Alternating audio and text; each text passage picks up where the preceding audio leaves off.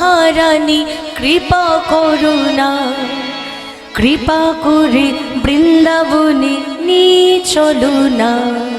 ও রাধা রানী, ও মহারানী, ও রাধা রানী মহারানী কৃপা করো না। সকলে একবার উলুধ্বনি নিতাই গৌর হরি। কৃপা করে বৃন্দাবনে নিয়ে চলো না। ও রাধা রানী, ও মহারানী, ও রাধা রানী মহারানী কৃপা করো না, কৃপা করে বৃন্দাবনে নিয়ে চলো না। ও রাধা রানী মহারানী কৃপা করো না, কৃপা করে বৃন্দাবনে নিয়ে চলো না। ও রাধে, ও রাধে, ও রাধে, ও রাধে, ও রাধে, ও রাধে, ও রাধে, ও রাধে, ও রাধে, ও রাধে, ও রাধে, ও রাধে, ও রাধে, ও রাধে, ও রাধে, ও রাধে।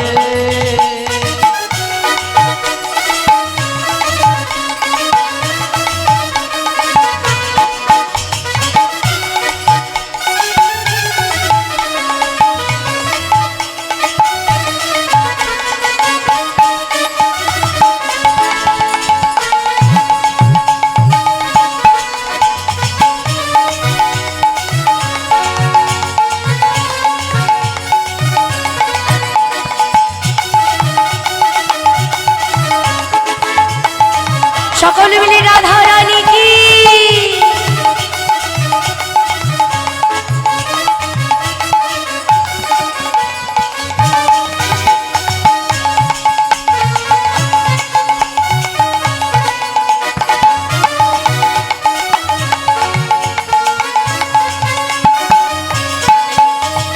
যমুনাতে স্নান করিলে শুদ্ধ হবে মন, রাধার সাথে নৃত্য করে যত গোপীগণ। যমুনাতে স্নান করিলে শুদ্ধ হবে মন, রাধার সাথে নৃত্য করে যত গোপীগণ। যমুনাতে স্নান করিলে তোমার শুদ্ধ হবে মন, রাধার সাথে নৃত্য করে যত গোপীগণ। ওই যমুনাতে স্নান করিলে শুদ্ধ হবে মন, রাধার সঙ্গে নৃত্য করে যত গোপীগণ। রাধা রানী মহারানী, রাধা রানী মহারানী কৃপা করো না, কৃপা করে বৃন্দাবনে নিয়ে চলো না। ও রাধা রানী, ও মহারানী, রাধা রানী মহারানী কৃপা করো না, কৃপা করে বৃন্দাবনে নিয়ে চলো না। ও রাধে, ও রাধে, ও রাধে, ও রাধে, ও রাধে, ও রাধে, ও রাধে, ও রাধে, ও রাধে, ও রাধে, ও রাধে, ও রাধে, ও রাধে।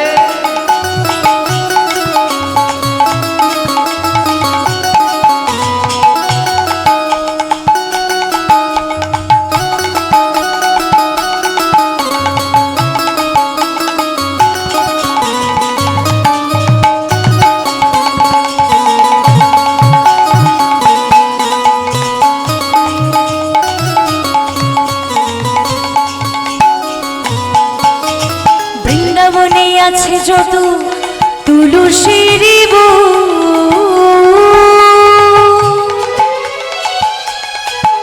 আজ রাধা রাধা বলে মোরা গাইব যে কীর্তন। ওই বৃন্দাবনে আছে যত তুলসীর রাধা রাধা রাধা বলে গাইব যে কীর্তন।